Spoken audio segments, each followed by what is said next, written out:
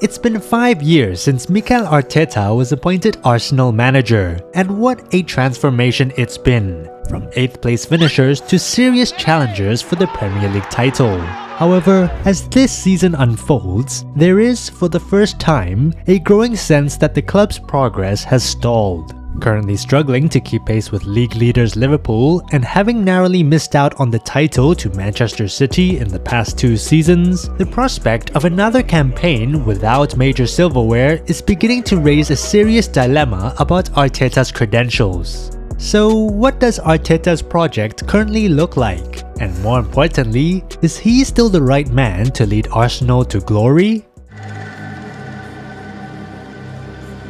After enjoying a remarkable campaign last season with 89 points and a club record 28 wins and 91 goals scored, many expected Arsenal to rerun the show going into this season. When asked in the summer about what it would take to win the league this time around, Arteta stated, 114 points. If we do that, we win the league for sure. However, it's safe to say that their title challenge hasn't gone as planned so far. Just 17 games into the season, Arsenal have already dropped 18 points, which is 72% of the total dropped from last season. To make matters worse, Liverpool's formidable start to the season has seen them soar 6 points above the Gunners, with a game in hand. And no side in Premier League history has ever recovered from such a poor start this deep into a season. History also reveals a notable trend in that most Premier League title-winning managers have won their first title in their initial seasons. Since the league's formation in 1992, 11 different managers have won the title. 5 of them, including Arsene Wenger, Jose Mourinho, Carlo Ancelotti, Manuel Pellegrini, and Antonio Conte, achieved this in their first full season, while Claudio Ranieri won it in his first year with Leicester City after a decade-long absence from the league. Behind them, Guardiola won it in his second season, Roberto Mancini in his second full season, and Kenny Dalglish in his third season with Blackburn Rovers, while Klopp was unique in taking 4 full seasons to claim the title. So, when taking over a new club with ambitions to win the league, it seems that a manager's ideal opportunity arises when they're still new to English football. That is, before their outside methods have been figured out. Another commonality between the aforementioned managers is that all, aside from Ranieri, have won league titles abroad before managing in England, which may explain why Arteta, now in his 5th season at Arsenal, is struggling to reach the finish line. Still, the idea of sacking Arteta at the end of the season, should it conclude without a title, feels almost counterintuitive, as if the club would be erasing all the hard work already invested. But how long can Arsenal accept coming close without ultimately winning something before considering a change in direction? By the way, if you're enjoying the video so far, subscribe so that you don't miss out on our future videos. When Arteta took over in December 2019, he inherited a club in turmoil, a bloated, aging squad that lacked identity and competitiveness. From the outset, he faced player unrest, fan dissatisfaction, and the termination of several high-wage contracts, compounded by the unprecedented challenges of the COVID pandemic. Despite these obstacles, Arteta guided Arsenal to an FA Cup victory in his first season, marking his most significant managerial accolade to date.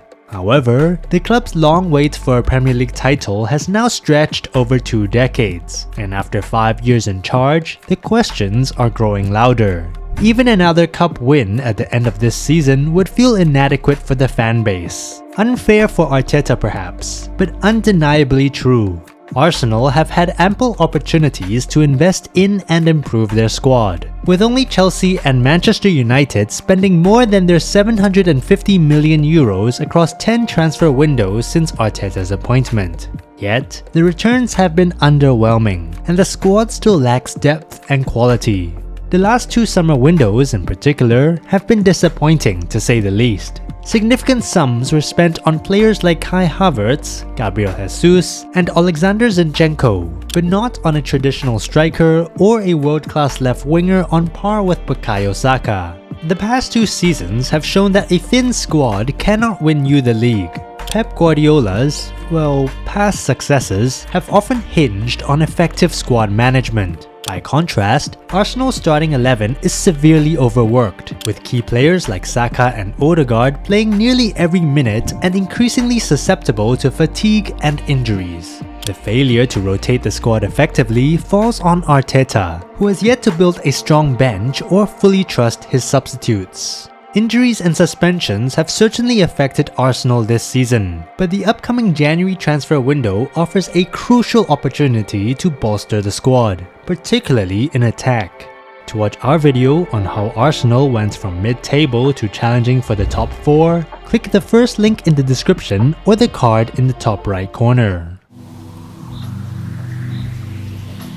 Last season's performances marked the peak of the Arteta project, showcasing a strong balance between attack and defense. However, after narrowly missing out on the title twice, Arteta responded decisively by adding layers to his squad to maximize every possible aspect of their game. For instance, he replaced Thomas Partey with Declan Rice, despite Partey being a key midfield figure, and brought in Julian Timber, who challenged Ben White and Zinchenko for the fullback positions. Most notably, he signed David Raya to replace Aaron Ramsdale, who was named in the Premier League Team of the Year in 2023, reflecting the manager's focus on specific requirements for the goalkeeper position. While the saying, "attack wins you games, defense wins you titles" holds true, Arteta's increasing focus on strengthening his defense and duel winning has come at the cost of some attacking creativity, evident in their recent reliance on their set-piece prowess to get their goals. In his first full season, Arsenal scored the third fewest goals from dead ball scenarios in the league. Now, with the help of his set-piece specialist, Nicolas Jover, they have netted 23 goals from corners in just 18 months. It would be foolish to diminish the value of a set-piece goal. After all, a goal from a dead ball situation is worth just as much as one from open play, while it is also the aspect of football that is easiest to replicate and master on the training ground. Nonetheless, opponents will eventually catch on to Arsenal's set-piece tactics, so Arteta must ensure his team doesn't lag far behind rivals in finding routes to goal from open play. While Arteta's tenure hasn't been a failure, it certainly hasn't been a resounding success either. The aim now is for Arsenal to capitalize on any slip-ups by Liverpool. Although winning a domestic cup would provide a tangible addition to the honours board, the improvements Arteta has made indicate that his main focus remains on the Premier League and possibly the Champions League.